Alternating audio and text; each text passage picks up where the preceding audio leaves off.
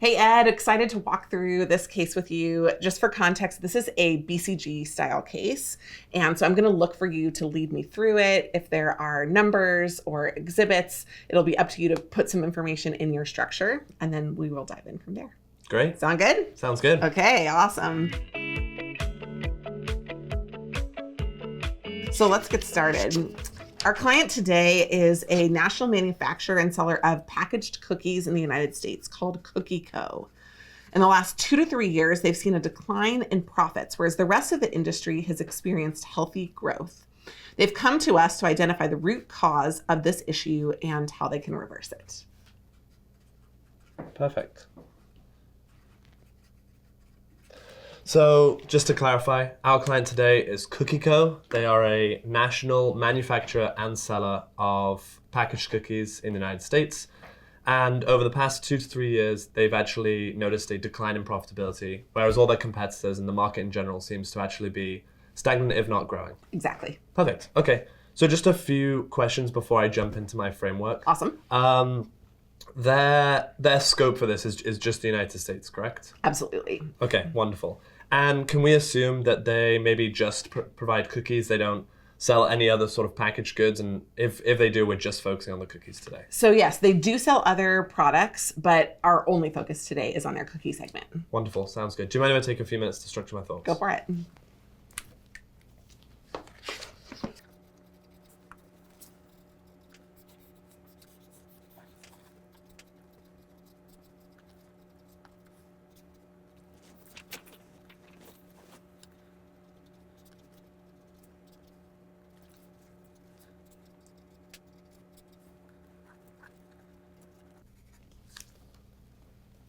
Perfect. Awesome. Okay, so I'm ready to walk you through my thoughts for this. Amazing. So when it comes to profitability, obviously there's two main things that can increase or decrease profitability: the revenues and the costs. So there are actually two of the things that I want to include in my thoughts here, as well as the market itself. So we're thinking competitors, consumer preferences. But let's dive into revenues a little bit more. When it comes to revenues, two of the things that I think could really impact this are actually how many cookies they're selling or the price at which they're selling them at. Okay. And I'm going to keep it a little bit surface level now. Maybe we can dive into them later if we have any information on that. Okay. In terms of costs, there's fixed and variable. Fixed might include labor or the warehousing costs, distribution, things like that. And variable would be ingredients and raw materials. In terms of the market itself, obviously we've noticed that the competitors are actually increasing. So they are eating up our market share. So one thing that might be causing that is maybe some sort of innovation in the cookie space, maybe a new product or a new type of product. And linked to that could be some sort of consumer preference. Maybe consumers are trying to go sugar-free now, and we're not catering to that area of the market. Mm-hmm. So with that, let's maybe dive into revenues and costs. Do we have any information on that? So we do, but first of all, I just have a question about your hypothesis. Yeah, absolutely. So talk to me about whether you think it is revenues or costs that are the key issue here. As we know, they're declining in profitability. The market has been growing. What do you think is going on? Yeah, well, my initial hypothesis with that would be if the market is growing itself, we are probably incurring either more costs or making less revenue per cost, i.e. our margin is probably decreasing. Again, if the whole market's improving and all our competitors are improving, we're probably selling just fine, would be my initial guess. Obviously, I'd want some more information on that. But I would imagine that the root of that would be somewhere in the costs. Okay, awesome. Well, I actually do have a breakdown of costs. Can you walk me through the costs that you talked through before? I know you mentioned some of them in your structure. Yeah. And kind of do the same thing, right? Just give me, hey, what do you think are the costs for this business? And what do you think would be the first place you would look there? Yeah, so let's almost go in a chronological journey of the cookie, right? So they're making the cookie itself. That's where I think a lot of the variable costs are going to come in terms of ingredients, maybe running some of the factories in terms of the per unit cost there. Okay. And then once we've actually made them, we need to do a few things for them. We need to store them somewhere, we need to package them, and we need to distribute them. Okay. And I would imagine that the root costs here are probably going to be somewhere in terms of the storing or the distribution of the cookies. Maybe there's something, actually, I might even steer more clear from the distribution just because that might be something that would affect the whole market instead of just our company. Okay. But I'd love to know if you have more information on that. Yeah, I think that's a good insight. Just talking back through some of the other things, talk about the macroeconomic environment that we've been in, right? 2020, 2021, 2022. Walk through some of what you think the context is. What costs would you expect to increase and which ones would you not expect to increase? You mentioned distribution. I think that's really insightful. Can you just give us a little bit more layering on that? Yeah, we're talking about distribution in particular. Obviously, we've been through a lot in the past few years, whether it's been pandemics and other sort of economic factors, maybe some sort of recession that's coming along. And I think that one of the big things there is that and you say it so casually, like, just recessions and pandemics, exactly. Well, earthquakes and tornadoes, as you do. Yeah, luckily I'm not the CEO of a cookie company, so I don't have to worry about it too much. Not yet. Not yet. I think one of the big things with that would be when it comes to distribution, with a pandemic and with a recession, that's definitely a cost that could increase if the actual supply of labor for distribution, whether it's drivers, whether it's some sort of freight operators, that is naturally going to be a little bit lower. And so if that's the case, obviously just with supply and demand, that's going to be something that's going to come at a premium compared to what it might have been 3, 4, 5 years ago. Yep. Okay, good. I'm just making a couple of notes here. Yeah, no worries. Fantastic. Okay. So so picking one, what's your number one area of cost that you'd want to look at here? Well, I know we've driven into the distribution channels. If we had any information on raw materials or maybe a portfolio of the breakdown of costs, that would be really interesting. But if I had to go right now, I think distribution is probably where I would be focusing. Okay, awesome.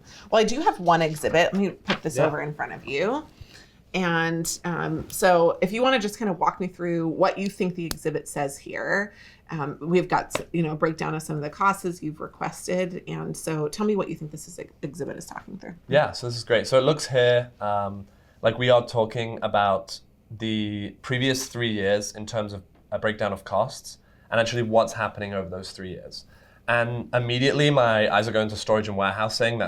Seems like the biggest increase. I'm going to work through them left to right as that seems a little bit easier. Okay. So in terms of raw materials, that is incrementally increasing almost at a linear rate. That's not actually something I would be terrified about just because I would expect that to happen given what's happened with COVID and with recessions. And so that would be something that's expected. Why would you expect the raw materials would increase? I don't think you're wrong, but explain how that ties together. Again, if in a similar manner to the distribution channels, if there is a decrease in labor or if there's an increase in demand with those things, I would imagine that raw materials naturally might just be a little bit more expensive. And if the cookie industry is growing as well and more people are demanding those ingredients, that's probably going to lead to an increase. Okay, makes sense. In terms of storage and warehousing, that's actually increased the most. It looks like in 2020, it was around maybe 12%. And in 2022, we're looking at closer to 22%. So there's quite a large increase there over 2 years. And so that would be really interesting if we had a further breakdown of that. But we'll dive into that a little bit later. But I would imagine just from looking at this, that's probably now the biggest concern for me. And I'm shifting a little bit more away from distribution just because given that's the next one, that actually was stagnant for a year and then has only increased marginally. And that's the same with marketing and promotions. And so not only could 2022 be some sort of anomaly with, again, macroeconomic factors contributing to that, but it doesn't seem like it's increasing that much. And if they're noticing that they've had a steady decline in profit, then it's probably not there. SG&A, pretty stagnant. Maybe a later thing to look into would be actually increasing those costs in terms of trying to push more units. But I imagine that the root of the problem here lies within storage and warehousing and maybe a tiny bit in raw materials. Great. Is there anything in here that confirms that we are probably growing revenue, like your hypothesis was there before? Yeah, do you know what? That's a really good point that you bring that up.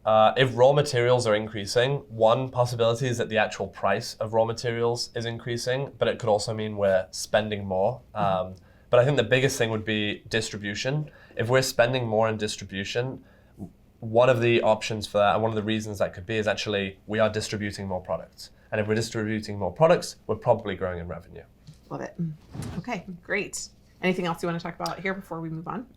No, I'm happy to move on. Yeah. Awesome. So I'll leave that there in case it's helpful context for you. Okay.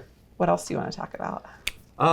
Do we have any more information on storage and warehousing? That's, again, where my concern is more focused now. Yeah. Well, why don't you break it down? What do you think are the components of storage and warehousing? If we click down a layer, imagine that we were kind of creating an Excel spreadsheet, breaking that down into its subcomponents. What are the subcomponents of storage and warehousing here? Well, you have to forgive me. I'm not an expert in the storage industry, but I would imagine Not yet. Let me say again. I would imagine the biggest cost is probably just the rent itself in terms of how much you're actually paying for this big storage and warehouse. Okay. If it's something like food, I would imagine there's probably also some sort of climate control in there. You don't want it to be humid. You don't want it to be too hot. So maybe that's an element. Another thing would be maybe in terms of actually inputting those and managing that storage facility. So my thought there immediately goes to Amazon when they have obviously it's a much bigger scale there, but they have millions of products coming in and out every day. And so actually hiring the workers to go ahead and manage that and bring the products in and out could be another thing. And then when it comes to cookie companies and food in general, there's probably some sort of cost associated with the loss of goods. So obviously, if you're selling a sofa or a couch, it's not going to expire. Whereas a cookie, if we're not selling enough units, which may not actually be the issue here, but if we're not selling enough units, we might not actually be able to ship out all our products before they expire. So I don't know if that would be under storage and warehousing or if that would be under raw materials or distribution, but that could be in there. It's interesting that you mentioned that the product expiring piece. How is that a cost? Is that how would we actually put that on the books for the business? So naturally, I would assume that if you're losing it, you're just not getting the revenue, and so you're paying 100% of the cost, or maybe not 100%, right? You're not paying for distribution, but you're paying for most of the cost, and you're incurring no revenue from that. So you are getting a negative profit with that. Okay. Am I on the right line? Yeah, that makes sense. So let's poke into that a little bit more. We have noticed that inventory losses have spiked in the last 2 to 3 years. Can you suggest a couple of ways to potentially bring them under control? Yeah. Do you mind if I just take 20 to 30 seconds to organize my thoughts? I'll let you do that just this once. Thank you.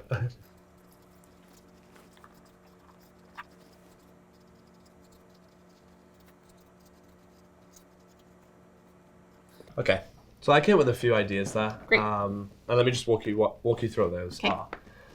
When it comes to those inventory losses, and I actually forgot to include one on that, there's 3 main categories I'd look at. Okay.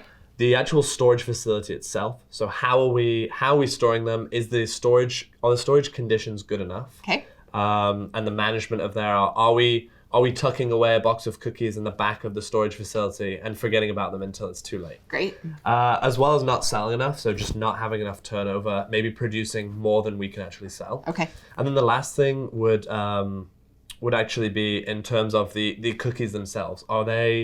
If they're not fresh cookies like crumble or something else, maybe they're expiring too fast and there's room for optimization there. But I would really want to drill down on the first 2. Awesome. How'd you fix them? Yeah. So if we're talking about the bad storage itself, the climate is one thing we could fix, making sure the storage facility isn't getting too humid, making sure it's not getting too hot. An important caveat there is that is something that the packaging itself should be doing.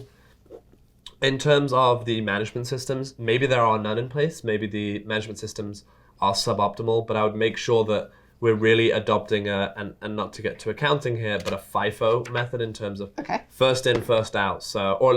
We should actually do LIFO, last in, first out. You sure? Let me define it, and then we can make sure that I've got the right one. Whatever is going into the, so it would be FIFO. Whatever's going into the warehouse first should be the first to come out. Makes sense. We don't want months where cookies are sitting in place where there's turnover of other cookies. Absolutely. Especially if we have one bad month of sales, that could really pile up and make the issue worse.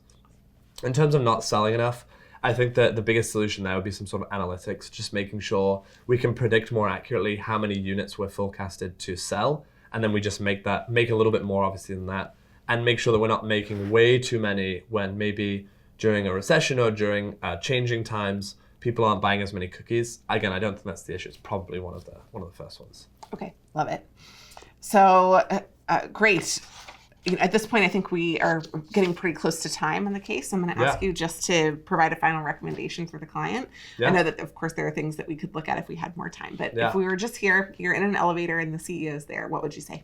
Yeah, well, thank you for meeting me. I think the most important thing to note here is that these storage and warehousing costs are getting too high and are actually creating an issue for the profitability of the company. And I think to fix this, we really need to look into the root of that. And I think one of the biggest roots could be the climate and also the management systems in place. So in terms of some next steps, I think developing, if we don't already have it, some sort of management system to make sure that all of our inventory is getting out in the right time and is not getting clogged by other units. I think that's going to be the best way to solve this problem. Now, I will say that a risk with that is if we start incurring even more money on this and we can't find the issue soon enough, we could potentially be driving our profits even further down. Fantastic. Thank you. All right, so let me provide some feedback. You ready for this? Yeah. First of all, just what were your thoughts? How did you feel? What did you like? What do you think you could have done better? Yeah, as a pretty math-focused person, I always love it when there's more calculations involved and maybe less of the creativity side.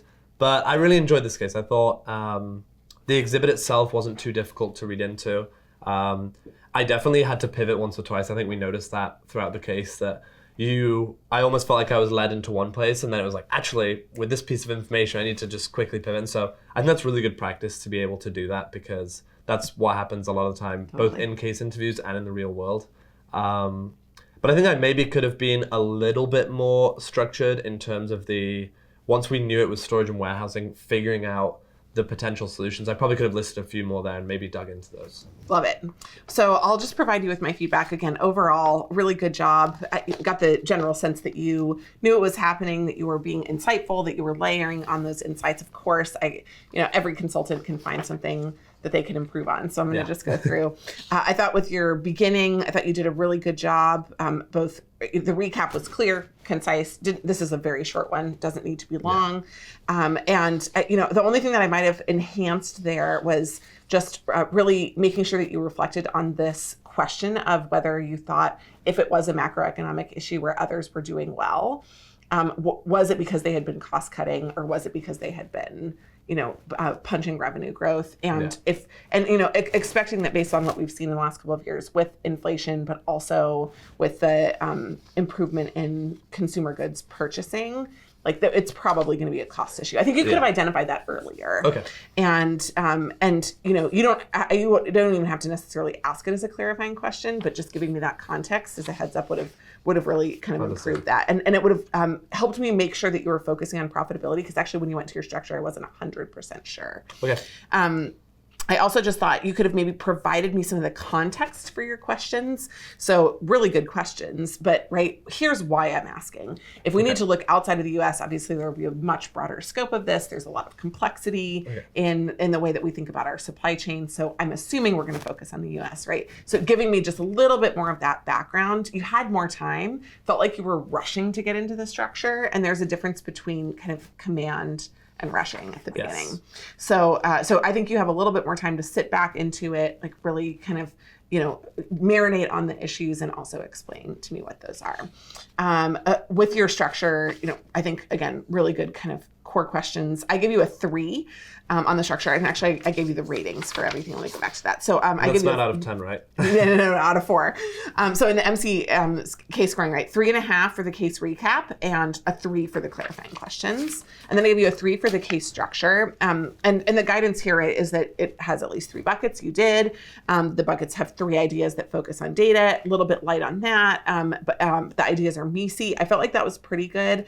I would have liked to have seen 2 different things to make it a 4. One is I wanted you to present me costs first. Yeah. Right? When I asked you the question, you got there, but you had a full extra minute in your preparation time, or you could have thought about it, punched a little deeper on the costs, and presented it. Even if you wrote down revenues, cost, market, you could have presented the cost first. Gotcha. I would have liked to have seen that. Anytime we're doing a profitability case and you're able to just not walk me through, here's what the profitability is, and kind of more like, here's what I think the issue is, I'm going to appreciate that, especially when I'm in BCG. Yeah. And then in addition, you kind of said, I'm going to keep it at a high level. I don't want a high level. I actually do really want a more comprehensive structure here.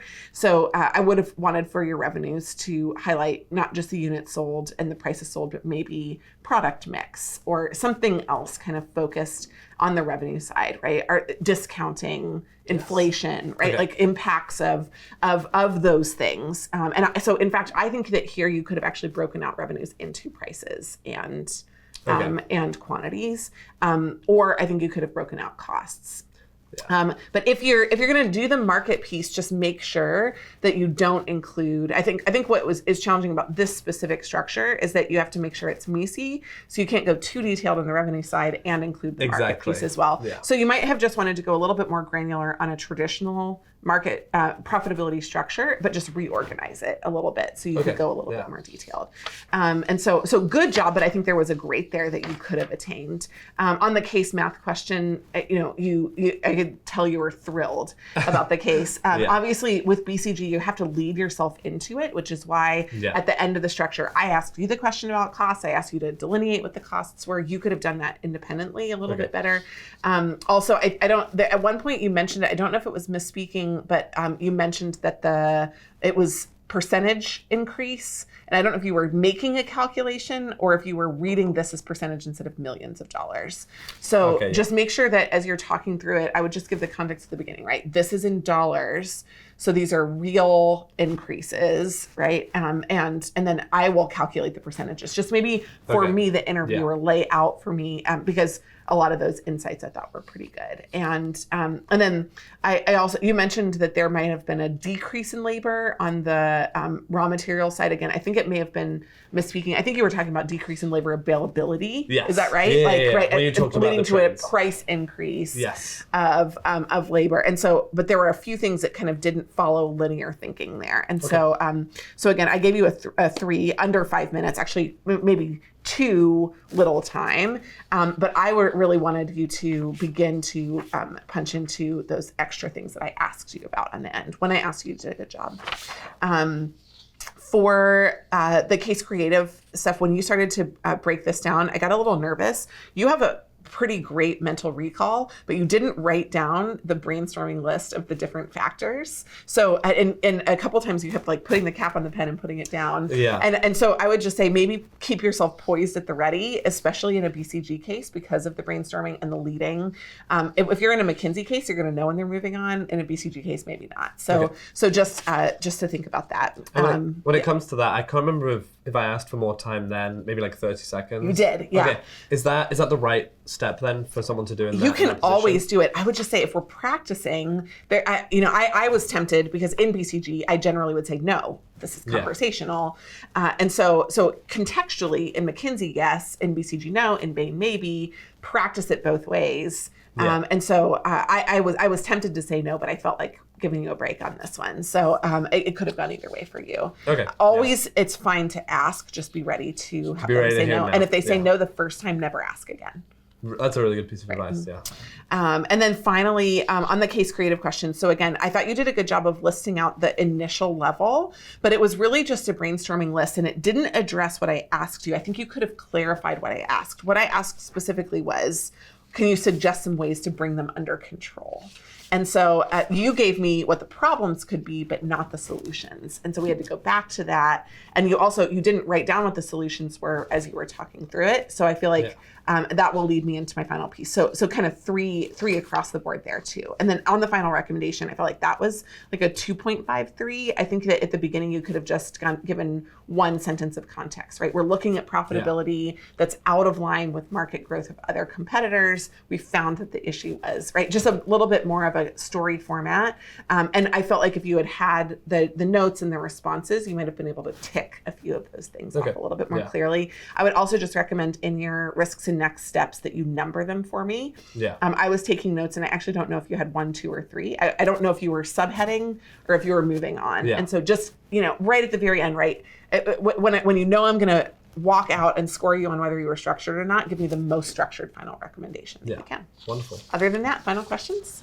I guess in terms of the conclusion there, straight into it, no time to formulate or anything, given it's a BCG case. And good that way, yes, exactly. And so should I keep the pen cap there and just give you it verbally with the structure? I think that's fine. Okay. I wouldn't normally have you write down anything during the final recommendation. It's really just during the brainstorming. And so if I ask you a question and you're thinking through things, if you what you risk if you don't write it down is that you talk through them, you have great ideas, and you forget them when you move on to the next section. So just in terms of organization and structure, just trying to keep everything together. Wonderful. Awesome. Well, thank you. Thank you.